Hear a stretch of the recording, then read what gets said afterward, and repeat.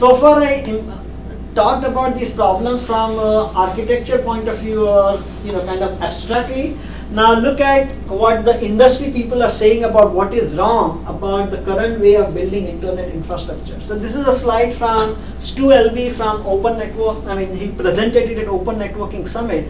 He is CTO at Verizon, and he presented it to show what is wrong with the current way of doing things. It's a complicated slide, but look at this. This is the cost of building infrastructure. So what he's saying is that as my traffic is increasing exponentially, right, my cost of putting the infrastructure is growing exponentially as well. Okay, and then this is kind of the revenue growth. So my revenue is growing very, very slowly. If you are an internet service provider, if you are a carrier, I'm sure you heard that their revenue is growing very, very slowly. So when your revenue is growing very slowly and when your cost is growing exponentially, you know what problem you are in, right? I mean, as you said, you don't need to be an MBA to figure this out, that you are going to go out of business very quickly, or you are under tremendous profit pressure that you need to do something. So his observation again, when we talk about SDN, what he's saying is with SDN you can keep the capex down along this particular curve, so you can bring down the cost of the infrastructure down, and if you can innovate faster, then you can innovate revenue generating services faster and you can grow your revenue faster. So that is how he justified Verizon's interest in SDN. Now let us look at enterprises. Even in the campus enterprise or any other enterprise, here are the different services they want to support. Firewall and access control, delegation of management, lots of VLANs, bypass bottlenecks, checkpoints for specific application, host web services, the list goes on and on. How do they do it today? So today what they do is that in order to support all of these specific functions, they end up adding appliances. I'm sure you heard about firewall, intrusion detection system, load balancer and all of that. So in all these enterprise network, there is something called proliferation of appliances. And each appliance is managed in a device-oriented fashion. You manage each device at a time. And so there is an increased management complexity, and each device type has its own management system. So what ends up happening is if you are managing an enterprise network, you end up hiring people that specialize in all of these special appliances, and so your OPEX is going up, and as a result, it's a very expensive proposition. And then not only that, you have too much reliance on equipment vendors, because these individual appliances are also built like switches and routers. They are relatively close. They may have a management API, but that is it. There is no other way you can configure them. So that is what is happening in the enterprise, and that is a pain point. If you are operating a data center, for example, that is so what you want to do is you have lots of VMs that you want to run on your clusters. So this is your clusters supporting many VMs. This is the data center network. And you want to support the VM without L2, L3 scalability problems. Support multiple tenants with lots of VMs interconnected. Most of them are supporting multiple tenants. And support each tenant with its own customized network of VMs. You should be able to specify the topology, bandwidth, security, load balancing. And everything is dynamic because tenants are coming and going. Their requirements are changing. And so you should be able to do that. And repeatedly what you hear from data center operators as well as vendors is that it is too difficult to do in a very dynamic fashion, and networking is the long pole. So when you're provisioning a new service or when you bring up a new tenant on a data center, what they find out is that provisioning of the network is much, much harder than provisioning of VMs or provisioning of the storage. And so network becomes the bottleneck to be able to bring up a new tenant or being able to bring a new service within a data center. So I think these are all examples. So what I tried to show is how the service provider is looking at the problem, like Verizon, how an enterprise is looking at the problems with the internet infrastructure, and then how a data center operator is looking at it as well. So all of these things are pointing to the fact that the way we build network infrastructure, the way we build internet infrastructure, there are serious issues, and the providers are hurting and they are wanting to bring about a change. And so let's see what SDN is trying to offer in this context. By the way, am I still communicating? Are you? I know maybe most of you come from, your interest in wireless and mobility. given the... There's a lot of networking people. So is it making sense? I mean, are you following that this is a problem? Okay. So wireless is more about wires than people realize. You have to go to the back of orbit. I know, right. So, and I mean, think Ray and Yvonne and others have been paying attention to it, so I know they understand it. I just want to make sure I'm communicating to the rest of you. Okay, so what is SDN and how does it help? So let me give you a 2-slide overview of SDN. Okay, so again, there is no rocket science here. These are ideas that have been around in the community for a while. It's just that it appears that the timing is right and the specific synthesis of the SDN has captured people's imagination. But don't think of any of these ideas as rocket science per se. So what is the first idea? The first idea is separation of data and control plane. So what I showed you in the existing boxes where you have hardware, then you have this router operating system and all those functionality, 50 million lines of source code, everything embedded into a box. That is what leads to complexity, proprietariness, and not ability to innovate. So the first thing SDN is trying to argue is separate all that control out of those boxes and turn it into software that can run on servers in the cloud or servers on outside those boxes. Okay. The control plane is divided into 2 parts, at least so now we call something network operating system, and these are the specific functions.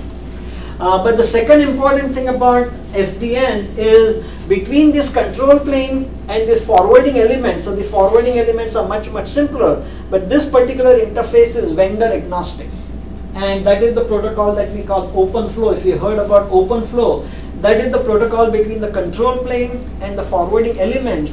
And what we are trying to do is to make that protocol vendor agnostic so that you can buy hardware from one vendor, for example, and you can buy software from another vendor and should be able to mix and match. Again, that is the theory. Whether it will work in real life in the long term needs to be seen, but that is the idea. Moreover, this protocol is such that it can interface to packet forwarding, it can interface to programmable base stations, it can be used for controlling an optical transport network, and so on and so forth. And you can use that protocol to manage L1, L2, L3, I mean program L1, L2, L3 devices as well. So it is kind of layer independent protocol. Now the job of the network operating system is to talk to all of these networking elements or forwarding elements and build what we call a network map abstraction. So this is a very important concept here. So the idea is that if this network OS can talk to all of these devices and can create at one place, logically one place, the network map, then this is a very powerful thing. So imagine magically, I mean how it does we can talk about it later, but magically assume that the network operating system is able to build this network map in one location. Assume that this is sitting as a data structure in memory. Okay, then it is very powerful for you to write routing, traffic engineering, and mobility, because then what happens is you are focusing on the specific function that you want to care about, and it is operating on the data structure that is sitting in the memory.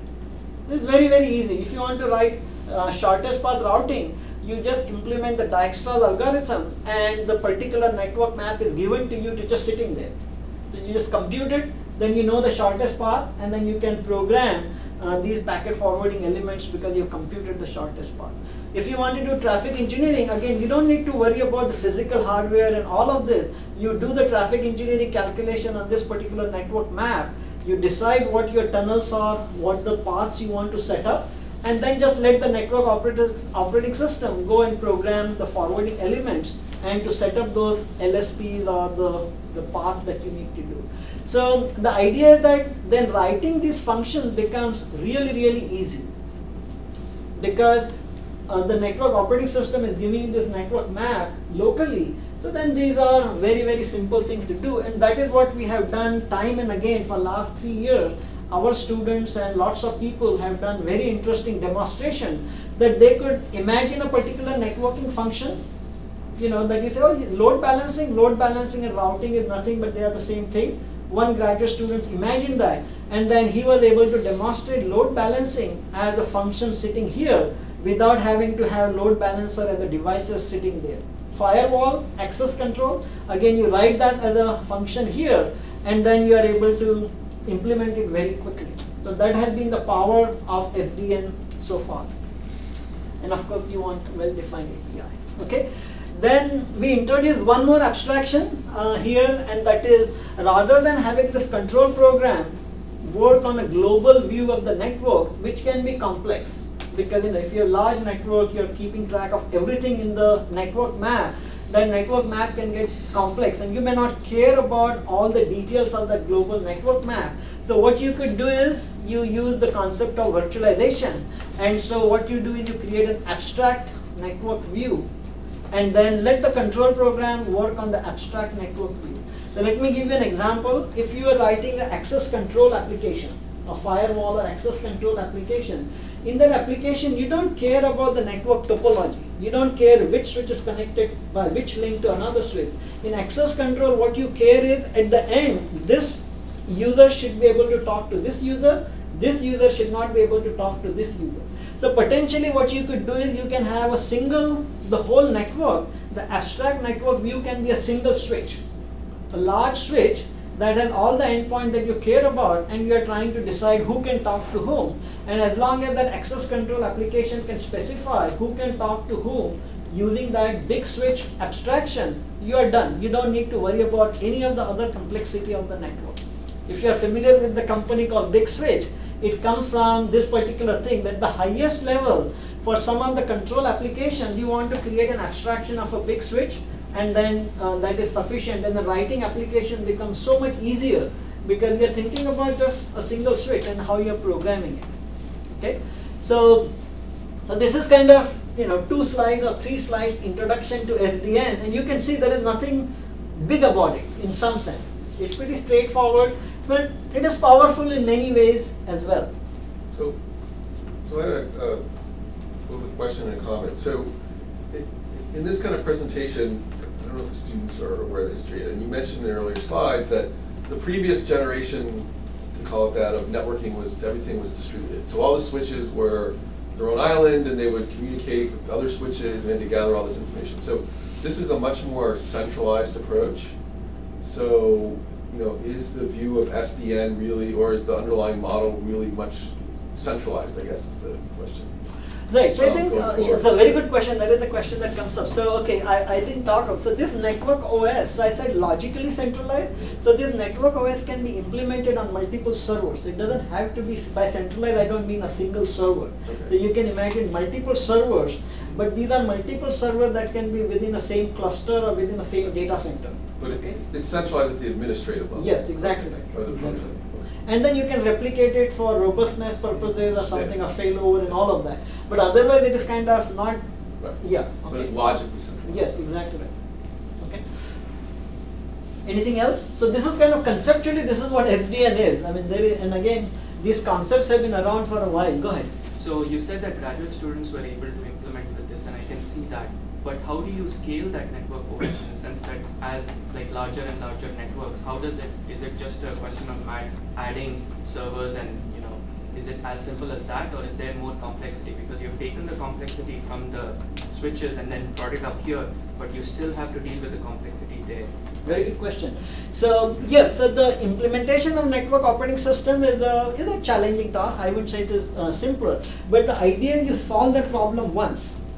Right? So for example, if you're familiar with Nicira tried to build a distributed network operating system, and they use in distributed system there are some ideas now that are well established like DHT, and then you have these databases where you can keep the consistent stuff. So they use some of the existing techniques and some new ones, but they were able to build a network operating system that is extremely scalable. Okay, but you solve that problem once, right? Once you have solved the problem, everyone that is working on this particular level doesn't have to worry about it, right? Or a follow-up question on that. So what about the Cisco and the Juniper? They all had OSs, right? Now, how will are they okay with building on top, or are they going to build their own network OS? How is that ecosystem? I think so. That's question. Truly a multi-billion-dollar question, right? That how exactly they are going to build their own network operating system, are they going to acquire startups, whether they are going to take their existing operating systems and turn it into something like this, or they will try to deal with it some other way. So all these questions are hot questions in the industry today. Right, and that is what venture capitalists and all the strategy people in this company are trying to figure that out, that how to deal with it. So, Oh, okay. go ahead. So the question of complexity of the network OS, again, sort of leading back. I mean, so you probably still want to implement 6,000 RFCs or more. No, not say. Okay, go ahead. I'll finish your thought. So wouldn't that be the case, or you have a completely different set of RFCs for this? So you don't have to implement 6,000 RFCs. The question you will ask is, what are the functions you care about? So for example, if I'm an enterprise operator, right? I say, what are the functions I care about? And I will implement or buy those control programs only. I don't have to have everything else that comes packaged into the box in my box delivered. Right? So you can customize it. So that is the kind of the appeal of SDN. So example, I will briefly talk about Google built inter-data center network using SDN. They have very, very few applications. They don't care about most of the other functionality. They were able to roll out an inter-data center network in 18 months with SDN. Right? So that is the other value proposition of SDN. So getting back at this, centralized control, how are potential conflicts among control programs written by different people resolved? Oh, very nice. So that is, we just heard that presentation from Jen Rexford yesterday. Okay. So I think those are good questions. All the questions are not yet addressed. So you have to have a compiler-like technology, the programming systems and compiler-like techniques, so that when you're writing multiple control programs, you have to make sure they're not sticking on each other, you compile them the right way. So people are now using those techniques to solve this problem. Go ahead. Okay, that was one technique. Is there, an access rights or administrative level ideas in there too? Like in databases, you have to say like a user and they have certain permissions and. Yeah, so there are always like policies. Those kind of So you have to feed the policies into it as well. Okay. That who can do what kinds of stuff. Right, of course. But it is more like a compiler kind of a thing. That you compile the intent of the user, and when you're compiling, you want to make sure that they are consistent, and you take policy into input. And again, this problem is not solved, but these are what researchers are starting to work on. Okay. So I want to briefly tell you, this is again, I hope it doesn't come across as an advertisement for what we have done, but this is the type of work that has gone on for the last 5 years in order to bring SDN to the level that it is to some extent from our side. So it started with Martin Casado's thesis on Ethane that was about network access control that he finished in 2007, and that was the beginning of OpenFlow and SDN. But since then, we have been we led the specification of this vendor agnostic protocol. I said OpenFlow up to 1.1, and then we passed it on to Open Networking Foundation. We built reference switches, we built some tools, network OS. These are simple network OS. These are not the distributed network OS that Nicira did as a product, but these are simple open source network OS. We did virtualization and then some other Genie stuff. We did number of deployments on our own campus, and we did it in other campuses, Rutgers being one of them. And then there are now, we stopped counting, but 6 months ago or a year ago, there are 68 countries that have some or the other SDN deployments. We did number of demos. So this is and again, I don't want to give you the impression that we have done all of this work and now SDN is done. Just the opposite. We have to do all of this just to show the potential of SDN. That if you have this capability, by showing these kinds of demos, we were trying to show that how easy it is for people to do interesting things. Things that people thought of but never thought they could bring those into the real network and being able to deploy them. And we were trying to show how it can be done. Now in many ways the real fun begins, because now the world has seen the potential and now industry is wanting to run with SDN. Now we have to make sure that we design the right architecture, we design the right network operating system, we design the right programming systems and all of that. So now is the time that the fun is beginning in real sense, And all of this work was done just to do demonstrate that the potential of SDN. So this is something you may be familiar with. This is Genie. We deployed SDN in all these campuses. This is 2 years old now. It was also open for enabling the Internet 2 and NLR parts of it. And then on top of that, we did number of demos. And this is the reference architecture we use. This is kind of the physical OpenFlow enabled network that was kind of across the country. Then we developed something called FlowWizer that could slice and do the virtualization of the physical network. And then within each slice, you get your own controller, and within that controller, you can write your own applications. And then you can experiment with this. This is still kind of the reference implementation that exists on Genie, and some people are still building on top of it, for example. And then these are some of the demonstrations that we did. This is the load balancing demo that I talked about, where one student said, why shouldn't load balancing be just part of routing? And if I can do smart routing, I should be able to do load balancing, and I don't need all these load balancers. So he did that demonstration on Genie. Then there is this using multiple wireless networks and the packets and circuit conversion. So there are a number of demos that we did with the intent to show what is possible with SDN and how easy it is. In most cases, you will be surprised to know that each one of these applications is less than 200 lines of code. These are big ideas, and a student was able to implement these big ideas by writing less than 200 lines of code. And again, the reason being, if I give you the network map, the network OS is computing, I give you that, then whatever you need to do is relatively simple. Of course, the visualization and being able to show how well it works, that is all extra, okay? That is not counted in the 200 or 300 lines of code. But in all these cases, you will see that the number of lines of code is 200, 300, something like that. Okay, so let me give you one particular specific case, which is, if you go to service providers, this is a big deal, right? You go to service providers like AT&T or Verizon. Besides the mobile wireless piece, what are the bread and butter services? The two bread and butter services are VPN and traffic engineering. Even today, after all these years, after the mobile cellular stuff, the bread and butter services are VPN and traffic engineering. So today, most of these companies operate or build their VPNs and traffic engineering using what is called MPLS. So this is your physical network, and then they implement on top of that MPLS. If you look at MPLS, as I told you before, it requires half a dozen protocols. And all these half a dozen protocols are implemented in a distributed fashion, and only 2 or 3 vendors can claim that they can get it right. After 10 years of doing MPLS, right? Only maybe Cisco, Juniper, maybe Huawei can claim that they got the MPLS working and they can scale VPN and traffic engineering. So I asked one of my students to say, hey, if SDN is so good, can you show me how VPN and traffic engineering can be implemented using SDN approach to life? So here is what he did. He said, okay, there are some of them are real switches and some of them are these emulated switches using Mininet as a tool.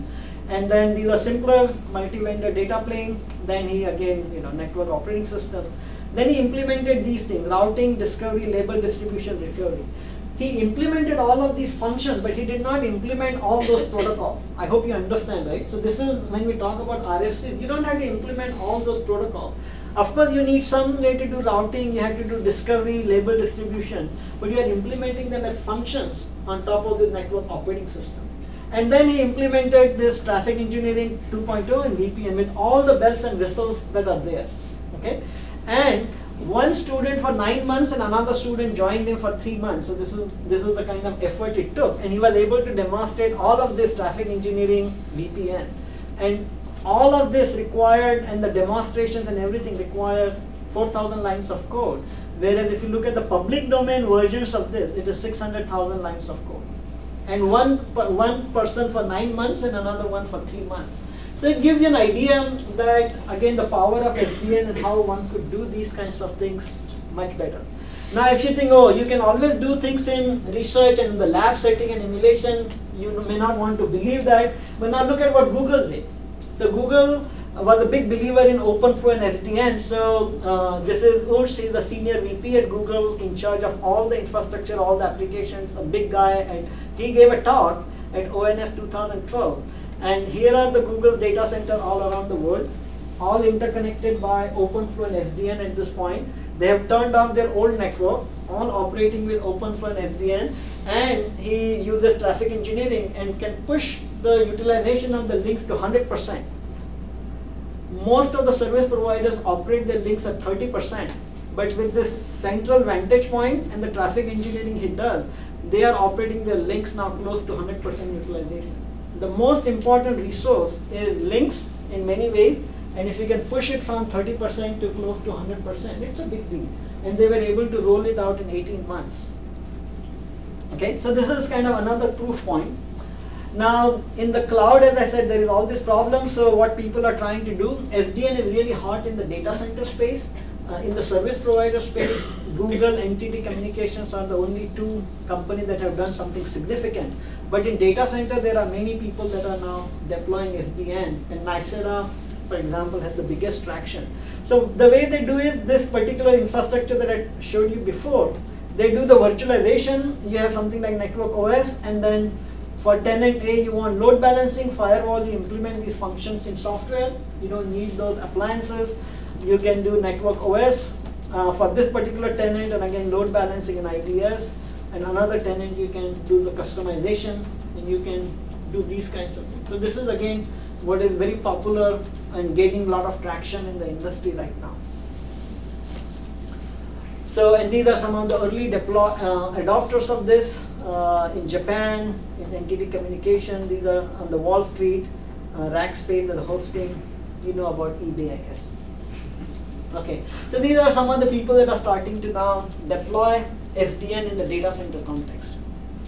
In the enterprise case, so on our campus, again, I told you about this proliferation of appliances and all of this. So what our campus is trying to do is now build a parallel network. I mean, they have the legacy network, obviously, and they don't want to replace that with SDN. That can be, as Ivan was talking about, somebody may lose their job if something goes wrong. So what they're doing is they're implementing a parallel SDN network. And the approach they're taking is that rather than having all of these appliances, they want to implement these functionalities on top of SDN and then kind of use simpler and cheaper multi-vendor switches. And again, through using this network map, they want to build these services themselves. And then be able to do the delegation in a university setting. Another big thing is there are many departments, and they like to have control of their own networks. And so another thing you can do with virtualization and SDN is you can give like research lab, you can give them a virtual network and they can use it whichever way they want. Financial department may care much more about access control and so on, so you can give them a virtual network and let them operate this way. So, okay, how much time I have? Okay, it's okay, half an hour. Okay. So far, kind of I tried to tell you, am I still communicating? Are you getting the thing?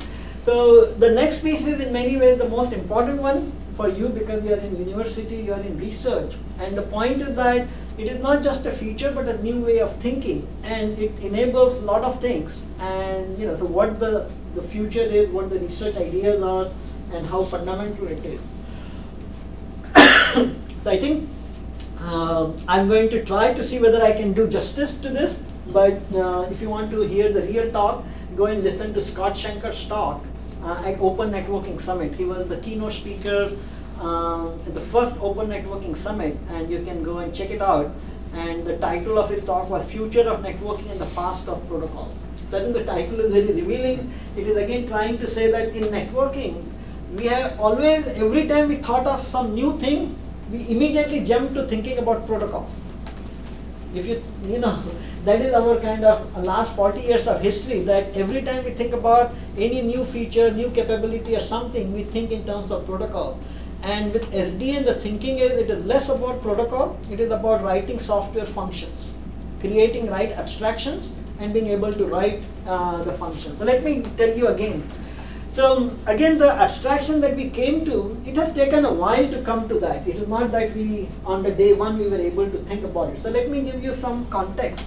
Initially, when we started working on OpenFlow and SDN in 2007, we had a very simplistic view of things. We did talk about separating the control from the data plane, but we used to have this event-based interface. So the idea was, anytime anything happens in this, you get events, you get packet notification, and you pass on the events to these applications. That was kind of the starting point.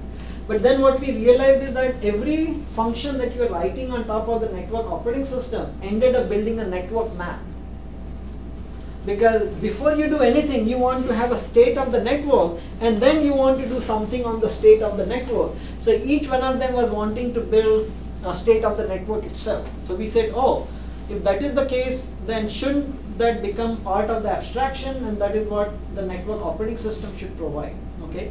Another thing we noticed is that if you are going to allow multiple people to write multiple applications, then you have to have some virtualization or slicing or something, because otherwise they are going to step on each other. And if you are going to support multi-tenancy, then also you have to have a concept of slicing and virtualization. So that is what led to this particular picture that I showed before, that the network operating system is building this global network view, and then on top of that you have abstract network model, and then you build this control program on this. But thinking in terms of these abstractions is kind of the most important thing, and if you can do that, then networking becomes all about writing programs here rather than thinking about protocols as we have done in the past. Okay, but are these the right abstractions? Definitely we don't know yet. We are just experimenting it. And if you know the history of computer science in general, it takes multiple iterations and multiple trials to be able to get the right abstraction. If you think about virtual memory or process abstractions or file abstraction, all these things have taken multiple iterations before we get those abstractions right. So we think there is still a lot of work to be done in order to experiment with this and try to get these abstractions kind of right.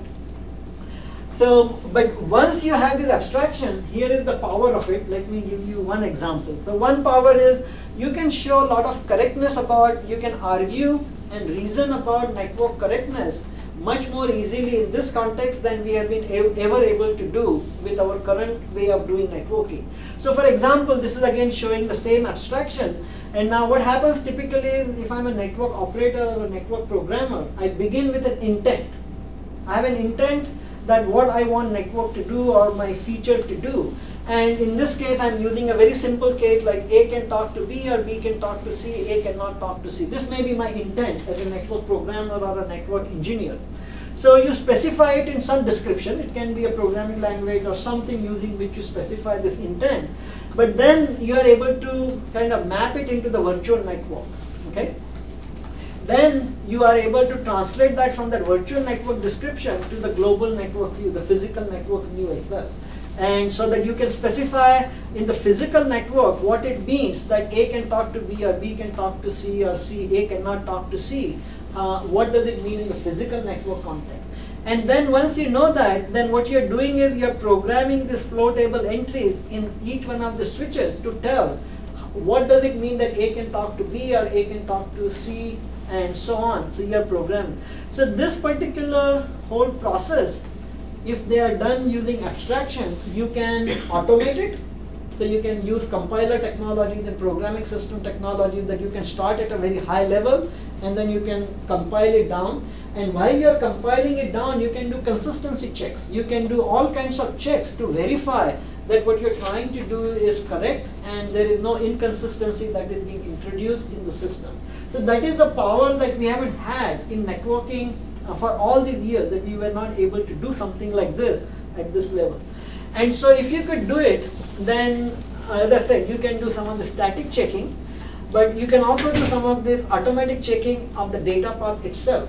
Because if you, all the forwarding can be confined to these forwarding elements and forwarding entries, the behavior of the network can be captured in this, then you can easily think about a number of test packets that you can inject into the network.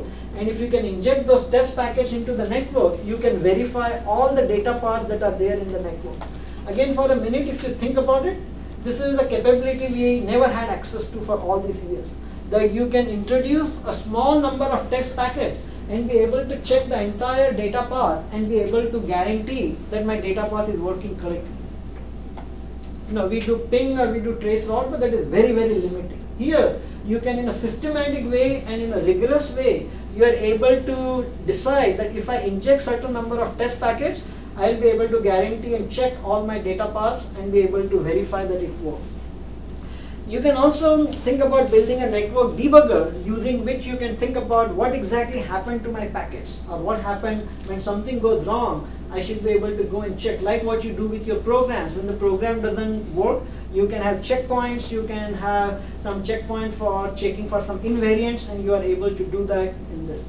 Now, this may seem like theory, but interestingly enough, there are a couple of students now who have built tools in order to demonstrate these ideas on top of our network. So one guy who did this, who just defended his PhD thesis, Payman, so he started with this forwarding abstraction. At the lowest level, started with the forwarding abstraction where you can say, here is your packet, you can take the number of bits, L number of bits, no structure to this L number of bits. Okay, this is just some number of bits. And then you can think about this particular thing representing a point in an n-dimensional space, an L-dimensional space. So in this case, it is 3-dimensional. If you have 3 bits, then one particular packet header is representing a point in that 3-dimensional space. If you have some wildcards, then what that represents is like a multi-dimensional kind of a cube in this context or thing, right? Now, oh boy, this is okay. So this is how you kind of represent the packets and packet headers. Now, when you think about any forwarding element, what is a forwarding element? It is essentially, if this is a one port coming in and 2 ports that are going out, what it is it is taking, and if the forwarding elements are like this, you match an incoming packet header to your rule and then send it to port 3 and rewrite the packet header. Then what it is doing is, it is taking a packet header from this cube and transferring it into a packet header space in the output side. So then every forwarding element can be modeled like a transformer or a transforming function, transfer function. Okay? And so if you have another rule, then that shows another packet space that is here and that is getting translated into another one. Right? And so when a packet comes in, a packet forwarding element is essentially moving the packet from one space to another one with a different header. Okay? And so when you look at the transfer function of a packet forwarding element, this is header in, this is the port in, and if you are using multicast, then it can go on multiple ports and you can have multiple headers. So now the entire forwarding behavior of the network or individual boxes can be very rigorously and formally modeled as these transfer functions. Okay, so that is kind of the beginning of this. And then if you do that, then he was able to do this header space analysis to model the forwarding behavior of network based on these rules, and then he built Hassel and NetPlumber as 2 tools to verify equivalence of policy and expected end-to-end network behavior. So he could do things like, can you tell me what type of packets will reach from port A on host A to port B or whatever or another. The simplest question, and we cannot answer that question in today's network. If I were to ask you whether host A is reachable from host B, you cannot answer that question to me in a rigorous way. You maybe say, oh, I will send a ping packet, and if the ping packet reaches to the other end, then I know they are reachable, but otherwise there is no way to answer that question. Or if I say, what subset of packets originating from host A can reach host B? Simplest question, again, we have no mechanism to answer it. But if you model it this way using these kinds of abstraction, you can answer these questions much more rigorously, and then you can build tools using which you can use them for automated network checking and so on. Okay? And then he built this, I told you, right, there is this verify correctness of actual data plane. So he built this tool using which you can insert a few test packets, and so you can do it every minute if you like, and you are able to verify the correctness of all the data path within the network. So he built these 2 tools or 3 tools, and very, it shows a lot of promise for the future. Now, another student who also defended a couple of weeks ago, he introduced the concept of a packet history abstraction. So again, very, very interesting concept. And in the SDN context, it can do lots of interesting things. So now, again, because we have a central vantage point from network OS, we are programming all of this thing. You can introduce something called flow table state recorder. Every time you are making changes to the flow table, you can record that changes. So you can keep track of them. Not only that, you can also collect some packet histories in terms of how packets are being forwarded through your network. If you have these 2 records of the network, then you can build an abstraction here, and then you can build number of troubleshooting applications. Again, some of these applications are things we have not been able to do so far and can bring about kind of a big change. So this is Nikhil Handigal, he just defended a couple of weeks ago. And so he built interactive network debugger, live invariant monitor, so you can say, anytime I have a loop in the network, send me an alarm, okay? And the packet history base, you can be watching out for the loop and suddenly you get an alarm. Or you say, anytime a packet goes from A, B to C, I don't want packets going from A to C through B. If that happens, give me an alarm so I can quickly figure out what's going wrong. And these are capabilities that we should have access to, and so far we have not been able to do it, and this is the power of SDN. Okay, hierarchical network profiler, network-wide logger, and so on. Okay, so the claim is we will be able to formally verify that our networks are behaving correctly, identify bugs, and then systematically go and trace them. Okay, so I think this is just one of the examples. I mean, these are just 2 students who were working with SDN. They were able to introduce some new make use of the abstractions introduced in SDN, and be able to demonstrate some of the capabilities that otherwise look so difficult are elusive for all these years. There is a very good talk by Nick. The talk does not have the latest results, but there is a very good case that how SDN can help us with debugging networks and automated troubleshooting that you may want to look at. I'm almost coming to an end. So again, the idea is it is an early stage of development. So here is how we look at it when we define our research agenda in SDN space. Here is how we look at it. So there are 3 dimensions to our research. Abstraction, so we are still in the process of getting the abstractions right. As I told you, we have the header space abstraction or forwarding abstraction, packet history, and so we are introducing some of these abstractions, but we are still in the process of trying to get them right. Then we build systems in order to realize these abstractions, so all the way from OpenFlow optimized switch, some work that we are doing with TI, building tools, Open Radio, this is the work of Sachin. Continue to build network operating system, the distributed one, scalable one, high performance, virtualization, programming systems, and so on. So these are kind of different types of systems that one could build. And then of course we are interested in understanding scalability, reliability, and security as well. So those are. So one question. So we're starting to look at, what is this network stack that's sitting at the controller. Now where do we draw the line in terms of the functions that it performs, right? Or is there a line that you would want to draw? So for example, would you want to implement a HTTP server on top of that? Oh, this is more, I would think of this as more a control stack. The HTTP, I think of it as in the data plane, right? So it is for exchanging the data. Right. So I think of it more as a control for network control and management. Right, so the question is, let's say, a HTTP request goes to a server, right? So just before it enters the server, Apache, front-end application, there is a router or a switch sitting in front of it, right? So essentially, whether the server sits, after the forwarding operation, or before as part of the control protocol stack. So I'm trying to think that now should we define a single programming abstraction, right, rather than host-based versus network-based?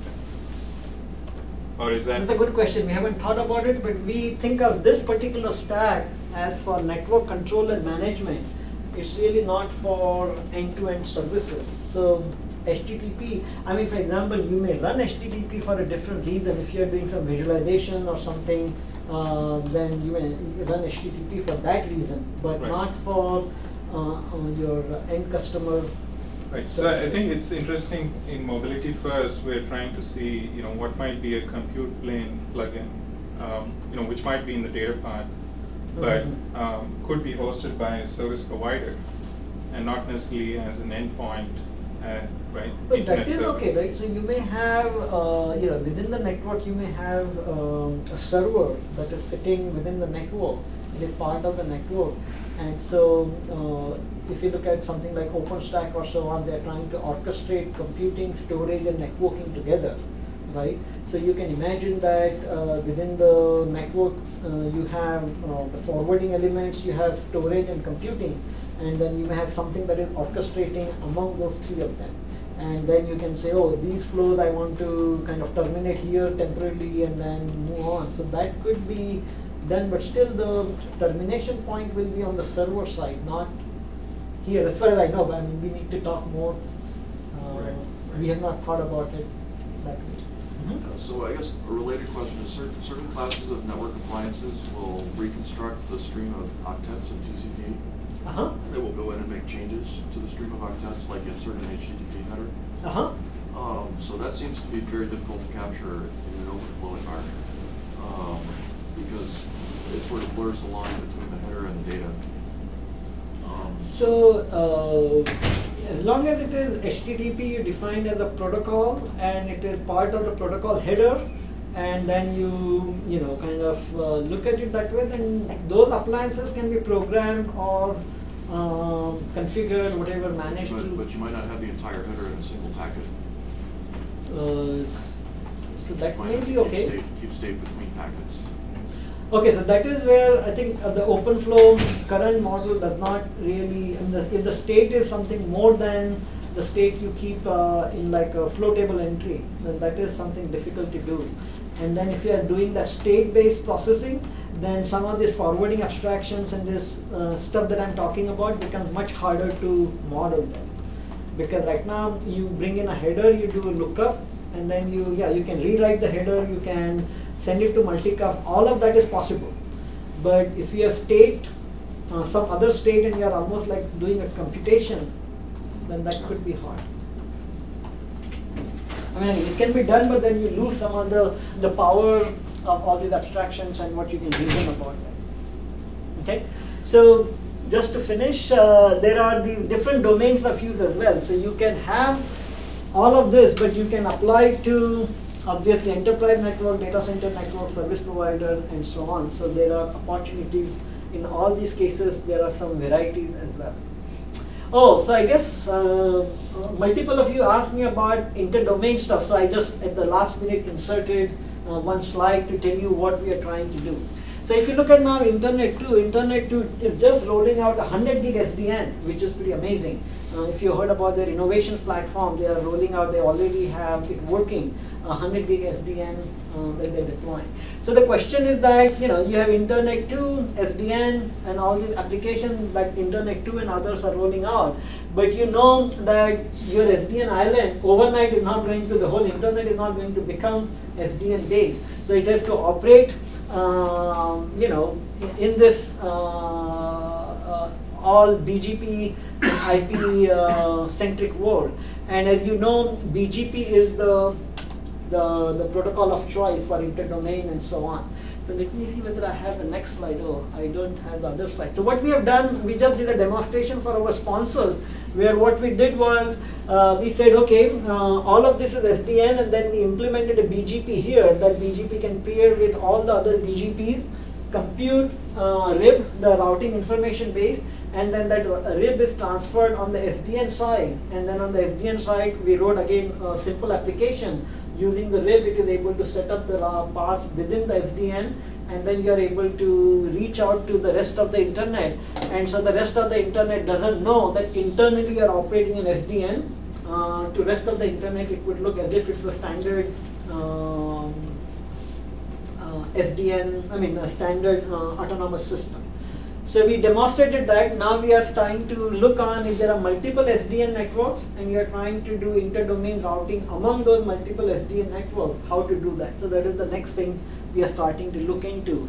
But that, all of this work is in progress. A lot more work needs to be done. So I think this is our structure. Maybe it doesn't matter. We have this new center, ONRC. We have research at Berkeley, research at Stanford, and Open Networking Lab, where we do a lot of tools and platform development. Okay, so I think I want to stop with these takeaways and take any more questions.